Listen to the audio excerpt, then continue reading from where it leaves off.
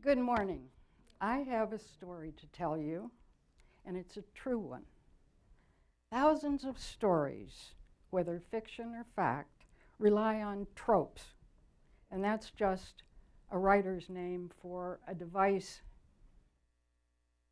to, thank you, a device to grab your attention. They're called tropes. And one of them is a stranger knocks at the door.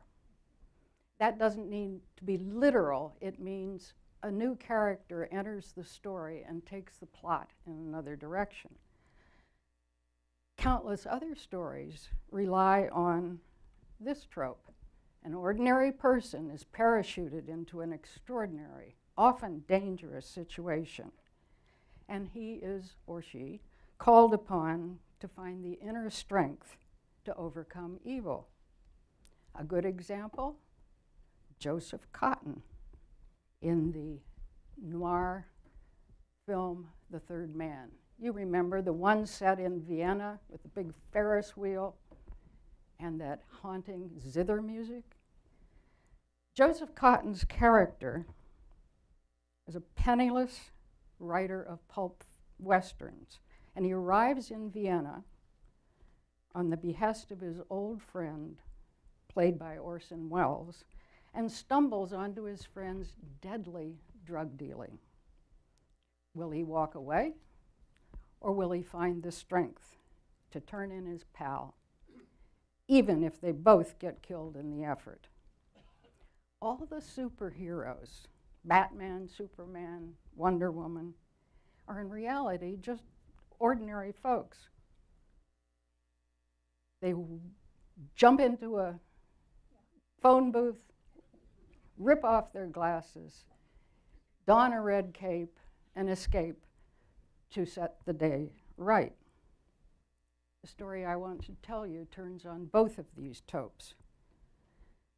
It begins with strangers actually really knocking on the door, and that door is answered by a man who is plunged headlong into an extraordinary situation. He too must summon his inner hero, or not. Before I tell you the story, I'd like to set the time and the place. We begin early in the Second World War. Germany and Russia, enemies, astound the world by signing a non-aggression pact, meaning they won't attack each other, which conveniently leaves them free to attack and occupy Poland.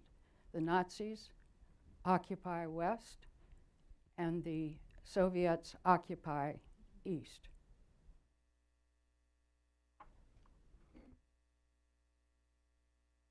I'm sorry. Poland had the largest pre-war population of Jews in the world, more than 3.5 million. By May 1940, more than 15,000 of them managed to flee north to Lithuania, which is, up here. They choose Lithuania because the 3 Baltic states have managed somehow to remain out of the war. And second, there is a city of Vilna which already has an indigenous Jewish population, and they welcome these refugees. Who were these people? Well, they certainly were not typical of the majority of Jews in Poland. They were educated and religious elite who had the financial resources to escape. And the single majority of them were rabbis and students from yeshivas in Poland. Of those 15,000, barely 500 were children. fewer than 2,000 were women, and 12,000 and more were men, married, single men who had left their wives and children behind with the thought that they would not be mistreated by the Nazis. We know that wasn't true. The situation in Lithuania rapidly becomes dire for the refugees because, without notice, in June 1940, a month later, the Soviets invade Latvia, Estonia, and Lithuania. You can't see the other two states, but they're right above Lithuania. Without any warning, massive numbers of tanks pile into those three countries.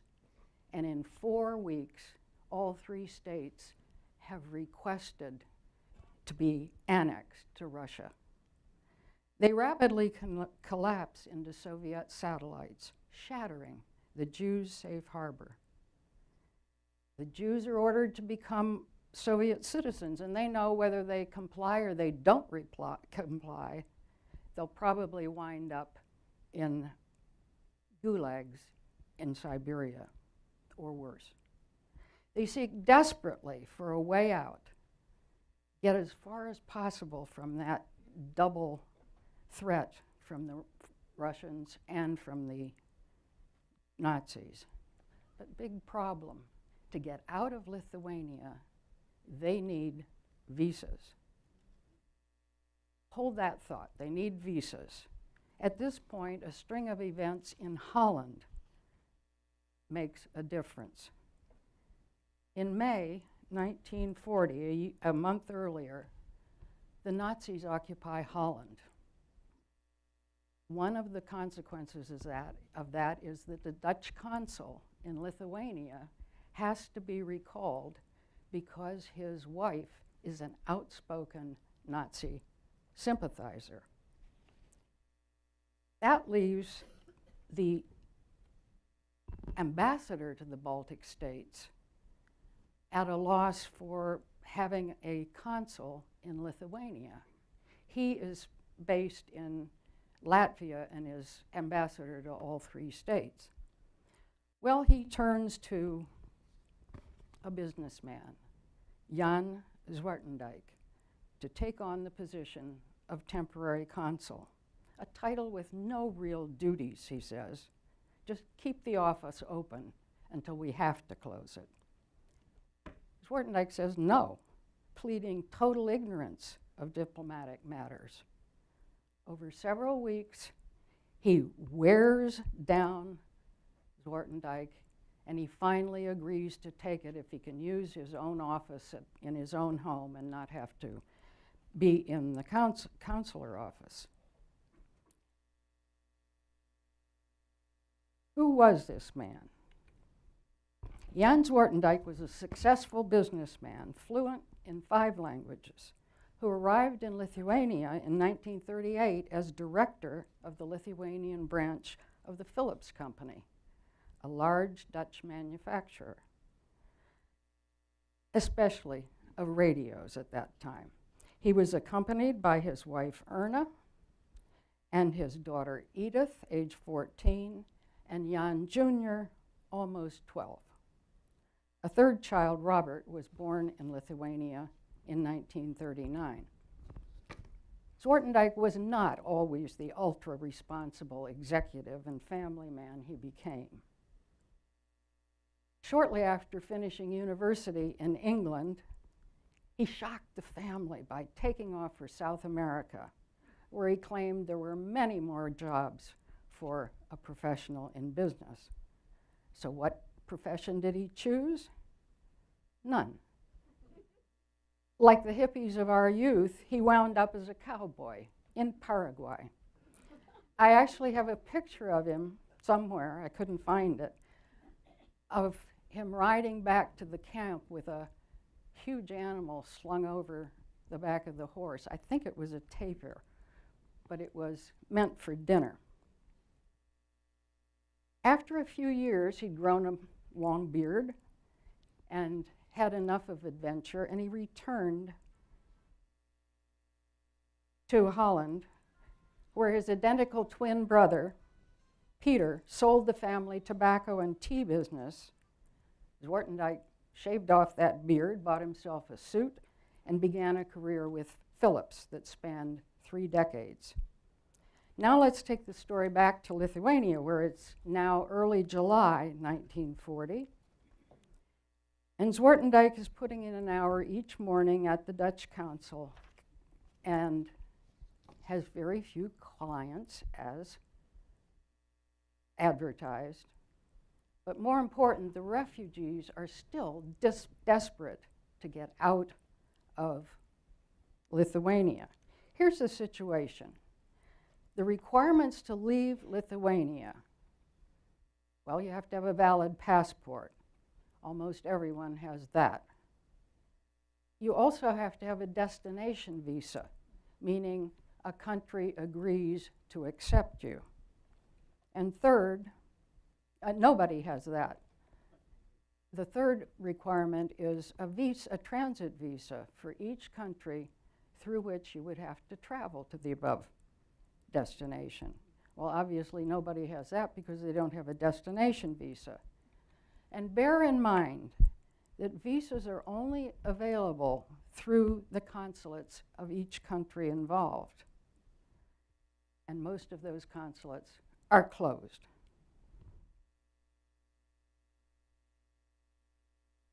Wharton Dyke's expectations of 1 quiet hour a day as consul are soon upended, yes, by 2 strangers knocking on the door. That would be Paisley and Isaac Lewin. Isaac is distraught. Paisley is totally self-contained. And she is a woman who does not take no for an answer. She has written 3 times to Ambassador de Decker asking him to write a visa in her passport that's a little bit shortened from the actual visa. This is what the visa reads. For admission to Suriname, Curaçao, and other Dutch possessions in the Americas, an entry visa is not required. But there's a second sentence. Only the governor, and that's of each island, can issue a permit for entry to Dutch colonies. The little bit Paisley wants removed is that last sentence. He wants her to write only that in his visa, or her passport. After the 3rd episode of dealing with her on the phone and in letters, de Decker consents, and he writes that abbreviated version in her passport. You can't read that, but you'll see a better one later.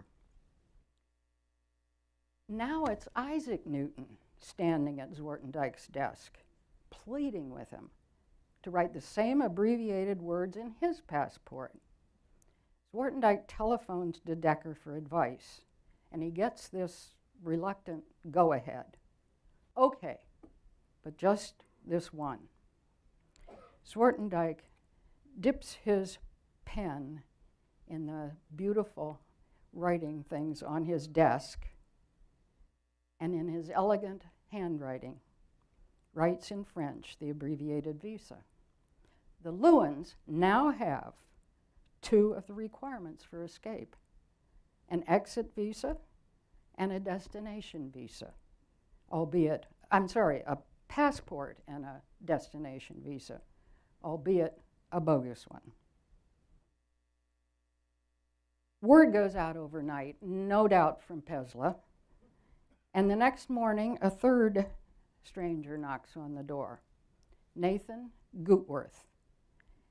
He is a 22-year-old rabbinical student from the Mir Yeshiva in Poland, and he wants to know if Wharton Dyke would write him a visa, leaving off that last sentence. Wharton Dyke opens his mouth to say no.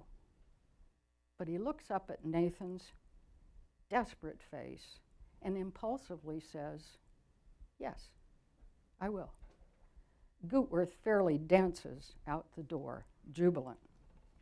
The next morning, Wharton Dyke is astounded to see dozens at his door, a line of more than 50 people waiting their turn. Wharton Dyke said later, as he stood looking at that line, "I decided then and there to extend the Curacao visas to all comers." And in that instant, an ordinary man makes a moral decision, fully aware of what could happen to him if he were found out.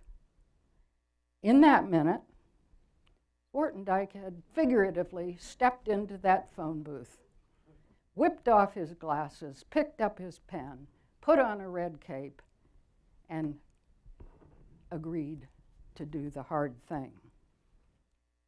The next morning, Wharton Dyke is astounded to see dozens at his door, a line of more than 50 waiting their turn.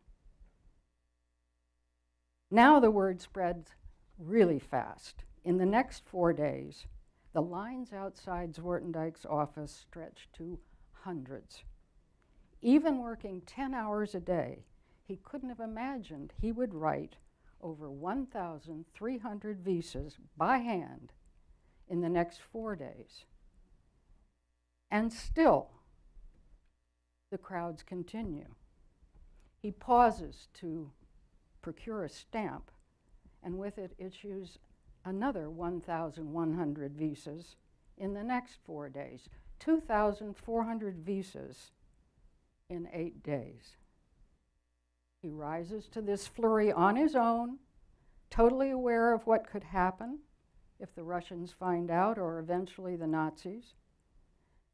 He confessed later, "I had a sliver of hope that the Curacao visas might just open up a new escape route. The old escape route was through Western Europe.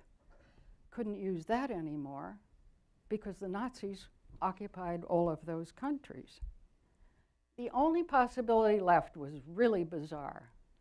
Get on a train in Moscow, go all the way east to Vladivostok, a port on the Sea of Japan, and then get a boat to Japan.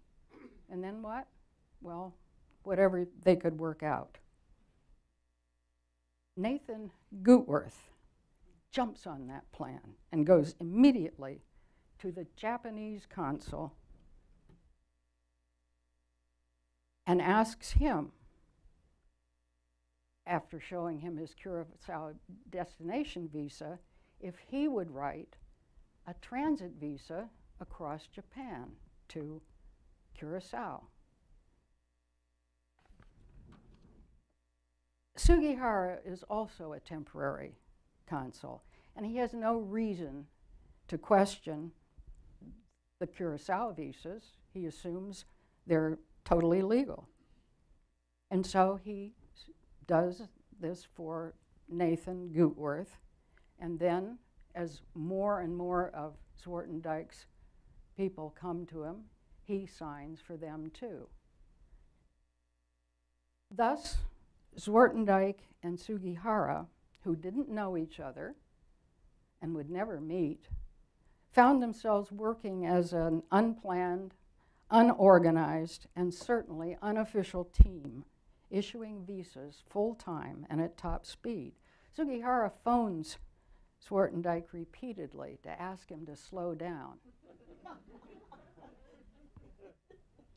When Wharton Dyke was writing his 2,000th visa, Sugihara was still on the 700. Well, it's harder to write in all those Japanese characters. But he stayed at it until all the visas he could do were finished, and he had to close the consulate. An interesting aside, it's now thought that Sugihara was originally sent under diplomatic cover to Lithuania to report troop movements back in Japan, which had not yet officially entered the war. At this point, for the refugees, one huge obstacle remains. They have to get transit visas from Moscow to Vladivostok from the Russians. Getting any kind of visa from the Russians was almost impossible. But as Nathan Goodworth put it in an interview 65 years later, he must have been 87 by then, with deep satisfaction in his quavering old voice, it was all a big scam, and it worked. Now the question was how to get these visas from the Soviets.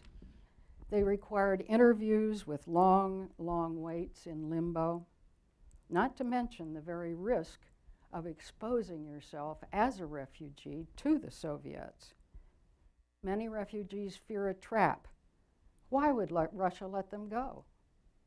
Maybe they're just going to the gulags in Siberia like thousands of refugees before them. That fear prevented many, many refugees from not even applying for a visa. Sadly, those who didn't apply did not survive the war. The optimists among the refugees tell themselves that the Russians had decided correctly that Jews, especially Orthodox Jews, could not be assimilated under communism. Therefore, let them leave. A possible added Soviet motive was that the train tickets were in first class and had to be paid for by American dollars, and Russia badly needed hard currency. The Soviets' actual motive, whatever it was, for letting these people go is the one unsolved mystery in the whole story. But for now, however briefly, some have the possibility of escaping. From Moscow to Vladivostok still is 5,800 miles across. And in 1940, even with this nice looking equipment, the journey took 9 to 10 days. Sounds like even more punishment, right? Wrong. Actually, the refugees suddenly morph into first-class tourists because they paid first-class tickets. They are treated to 3 or 4 days in Moscow at good hotels, nice restaurants, even a tour of the city. And once they get on the TSE, the luxury continues.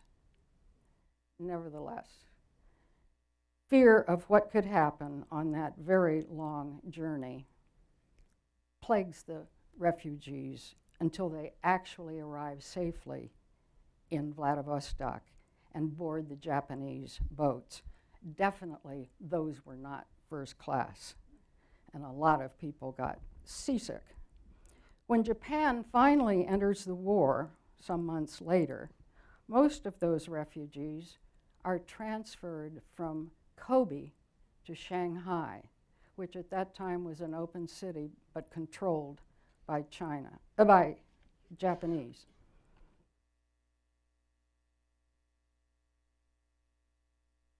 Those years in Kobe and in Shanghai are stories full of courage, enterprise, hopes dashed, and some experience final victory. But for lack of funds and visas, half of those Shanghai refugees didn't escape until 1947, 6 years after they escaped Lithuania and 2 years after the end of the war. The Shanghai Evening News ran a sympathetic cartoon that told the rueful story of the wandering Jew, all packed up, but no one to let him in. Meanwhile, back in Lithuania, Wharton Dyke closes down the consulate office in his home. De Decker orders him to burn all the consulate files and immediately return to Holland. His 12-year-old son, Jan Jr., vividly remembered many days in the broiling heat of August, lugging stacks of files and burning them in a pot-bellied stove in the kitchen. His father told him it was because they didn't want the identities of Dutch nationals to fall into Soviets' hands. That was true, but certainly not the whole story. With the Soviet occupation, more and more chaos and dangerous events occurred. Lawlessness spread. Stores are looted, public spaces and offices commandeered, including the Phillips office and factory. Wharton Dyke had already decided that he and his family should leave immediately for Holland.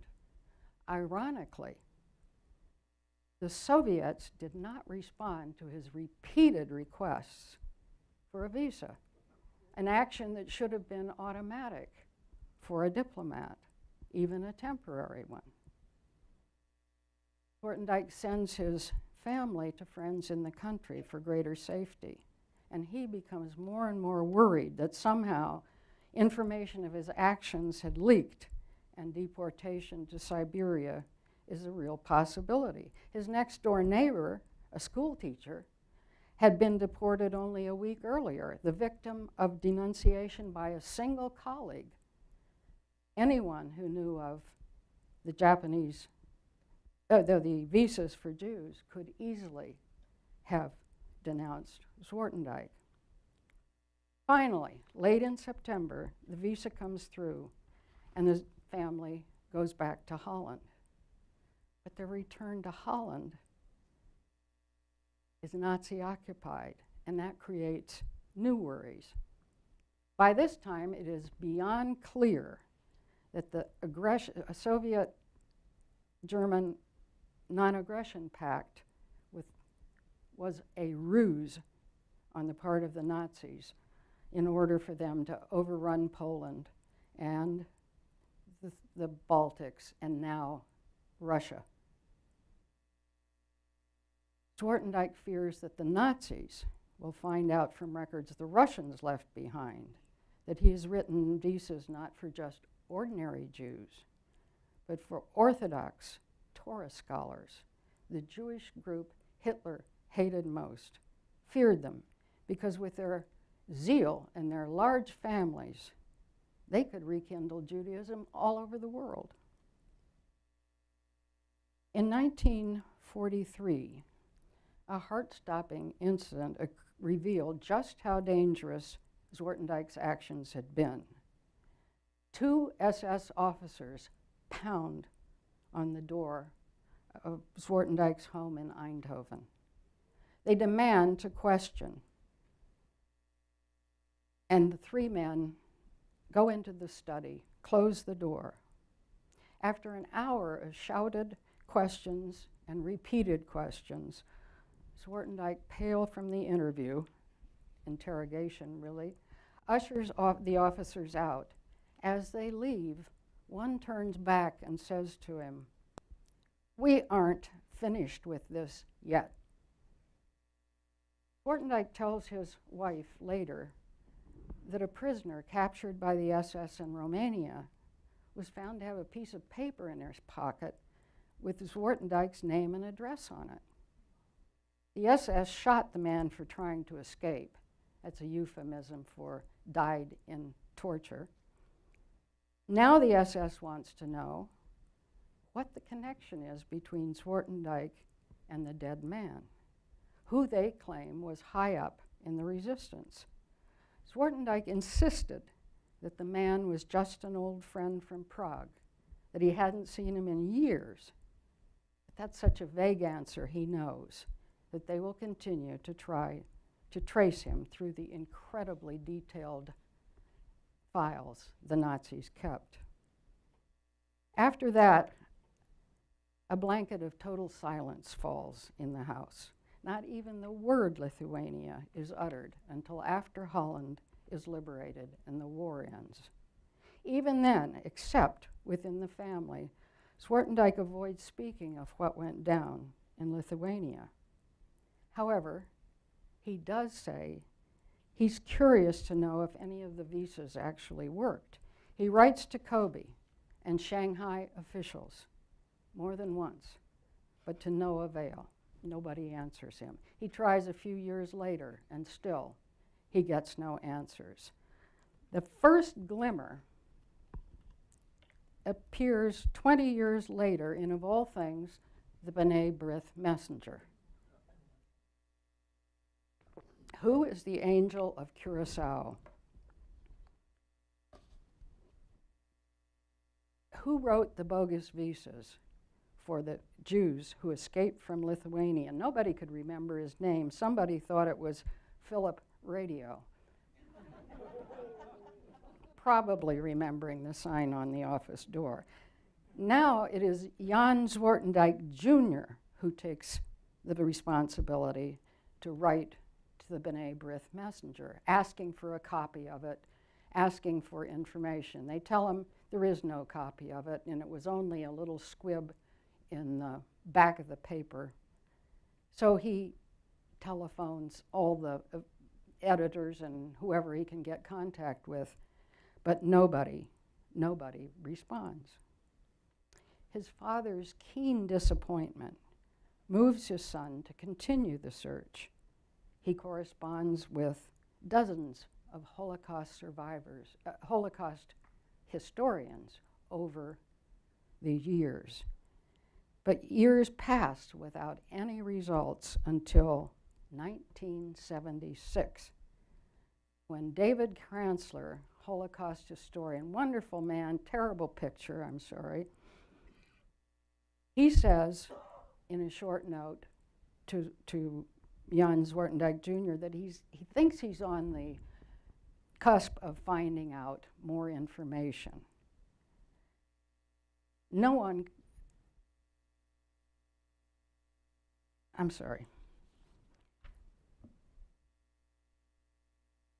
Wharton Dyke by then is struggling with terminal cancer. He receives the news with pleased astonishment, but he wants to see the names or the visa numbers or something concrete before he can actually believe it. Finally, 5 months later, Kranzler does come through.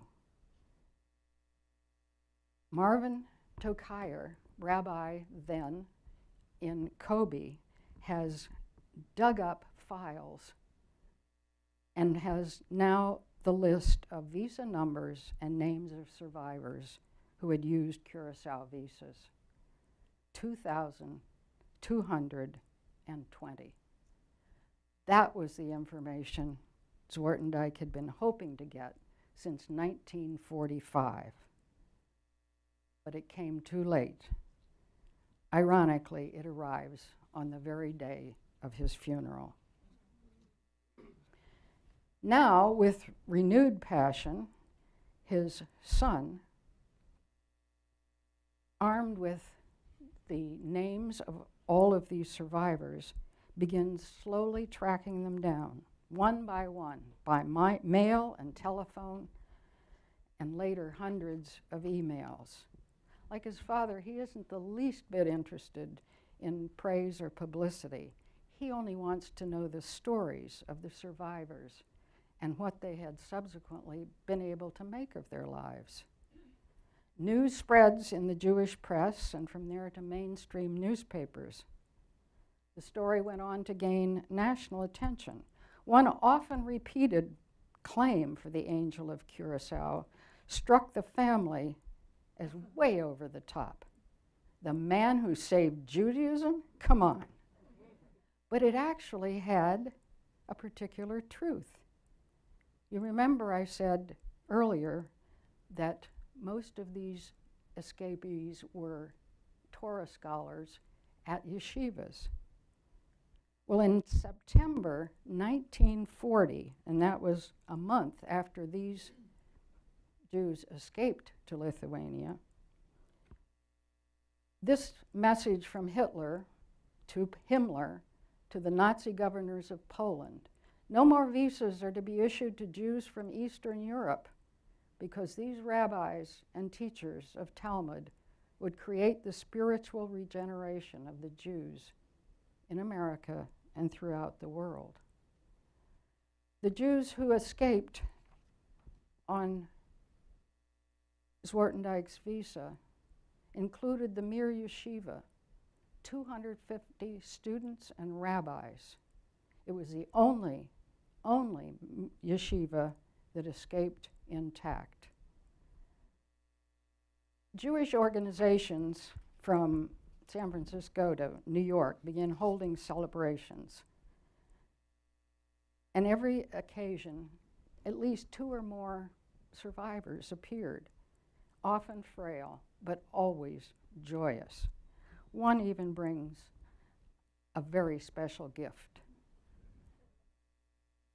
That's triple sec from the island of Curacao. My husband, who dodged public speaking whenever he could, eagerly now agrees to speak at each of those celebrations. He's invited to them. Just again, he wants to hear their stories. Our home has 9 file boxes filled with pictures, letters, and photocopies of visas from those who made the journey from Poland to Lithuania, to Moscow, to Vladivostok, and to the Kobe and Shanghai ghettos, and ultimately to the havens of the United States, Israel, Europe, and South America. And it wasn't over yet. As some of you may know, Yad Vashem is the memorial museum to the Holocaust in Jerusalem. Have any of you been there? Very moving experience. One of their purposes, not the main purpose, but one of their purposes is to honor the memory of non-Jews who risked their lives to save Jews during the Holocaust. Beginning in the mid-1990s, rabbis, historians, and most important, men and women who had used the visas, Curacao visas, sent in documentation and testimony to Yad Vashem on Wharton Dyke's behalf. 2 years later, he was deemed worthy of the designation of the righteous of the nations. And in 1997, our whole family journeyed to Jerusalem to honor his memory in the Garden of the Righteous. Those are the 3 siblings. But for my husband, the real importance of the journey to Israel wasn't the ceremonies. It was once again talking to Jews who had escaped to Israel on his father's visas. The second huge honor was in the U.S.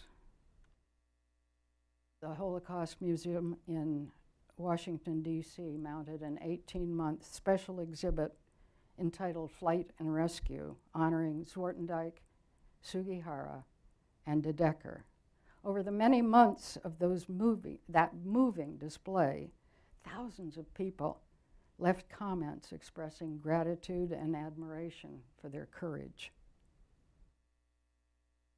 When my husband told his father's story,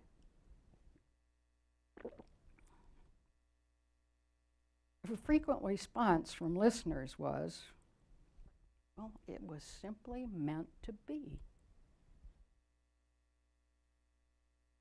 Rather than a good outcome,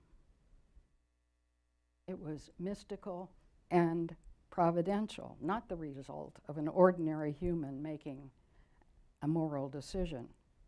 My husband afterwards would shake his head and say, would they have also said of the women and children left behind in the Warsaw Ghetto whose only exit visas led to Auschwitz? Was that too meant to be? Probably not. The seesaw continues. Thousands of stories, heroic stories, come out of floods and earthquakes, wars and famine, mass murders, accidents on the street. Often, those stories are attributed to men and women who somehow were endowed by their Maker with extraordinary goodness and strength. Even Shakespeare wobbles on whether or not goodness is God-given or human choice. Hamlet says, there is a divinity that shapes our ends, rough hew them how we will.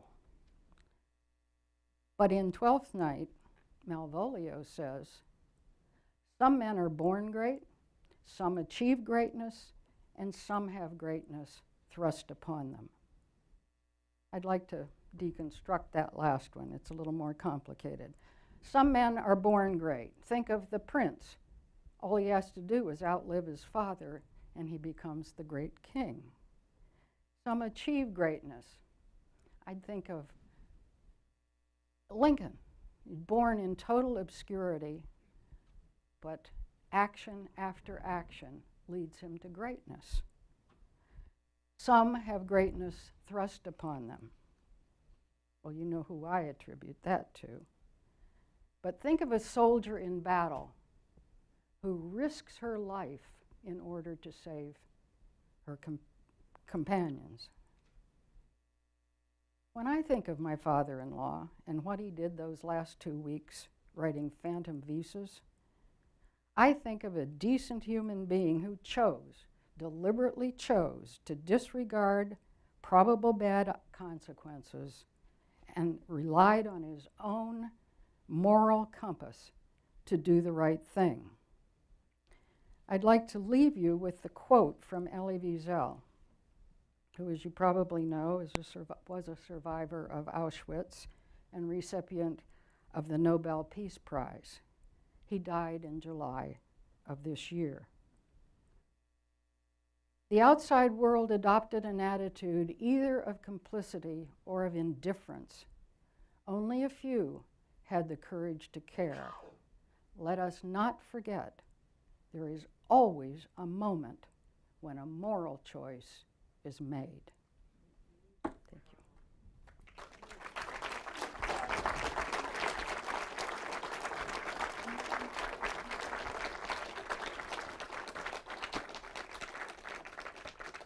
This time.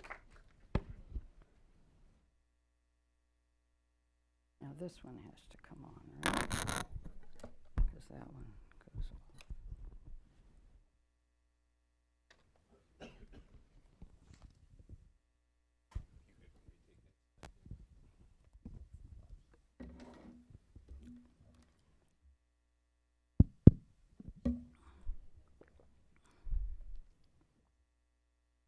This is Charlene.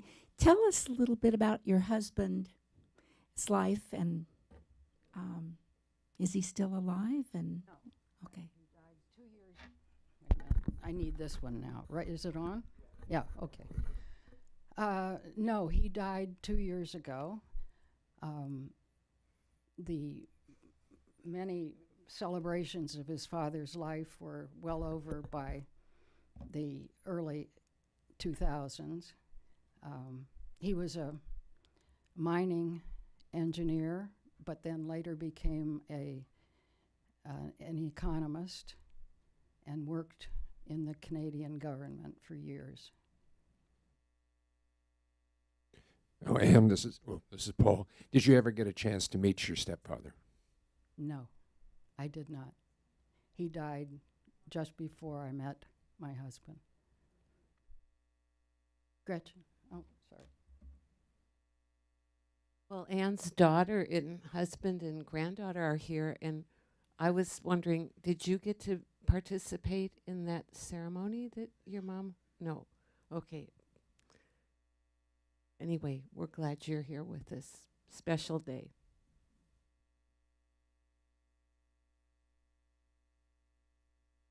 There's somebody up there waving her hand.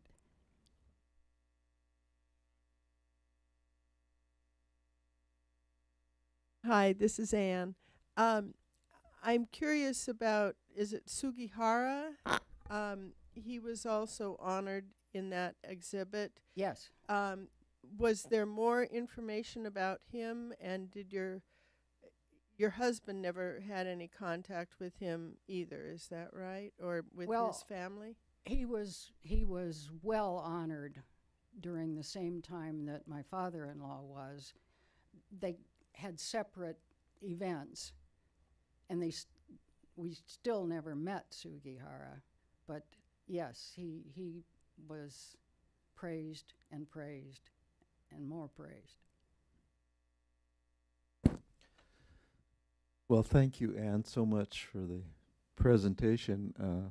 I need to say that when we first talked about stories, as I've been begging some of you to do all term, she said, "Oh, I don't think I can do it in 15 minutes." And I have a little better appreciation. I have a little better appreciation of that. But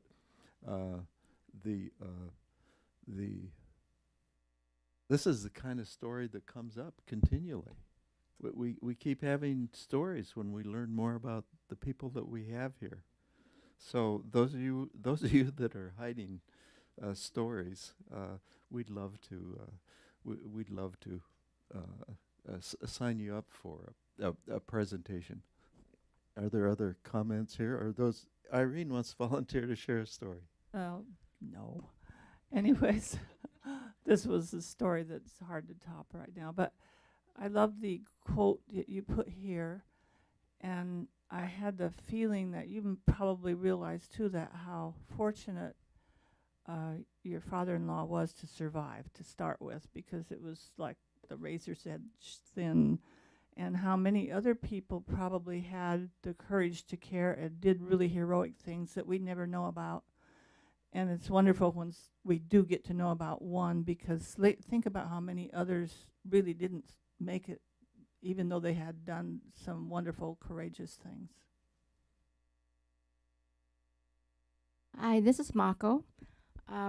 I just wanted to say that I had heard about Chiune Sugihara long ago, and his family and himself were not recognized as being heroic by the Japanese people. For quite a while, he was not able to find work in Japan after he returned, and he returned kind of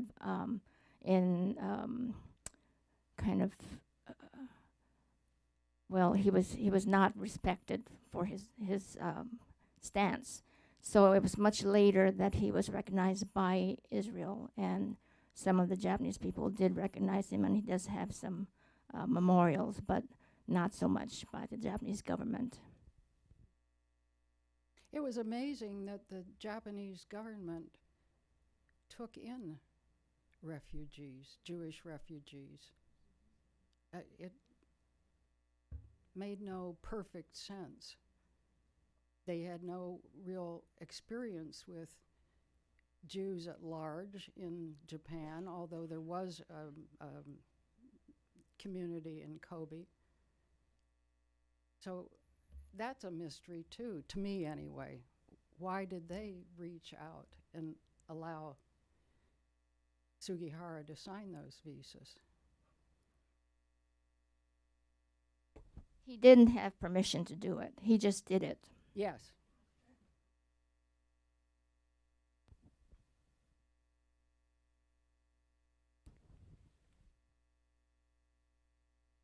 This is Ruth Ann. Could you tell us a little bit about your book up there, The Flight and Rescue? Sorry.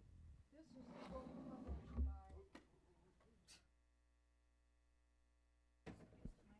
by Holocaust. Bring the book over here. The Holocaust Museum in Washington, D.C. It's called Flight and Rescue. That's why I titled my talk of this. And it's a beautiful book. You're welcome to come up and look at it if you want to.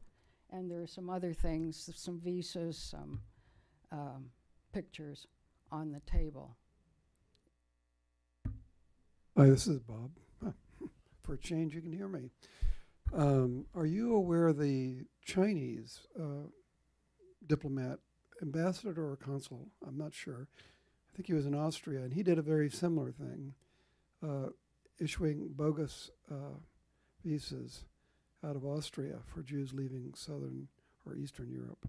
And many of those wound up in the Shanghai ghetto. Yes, the Shanghai ghetto was not just of these escapees from Lithuania. There were thousands and thousands of others. 25 to 30,000 at one point.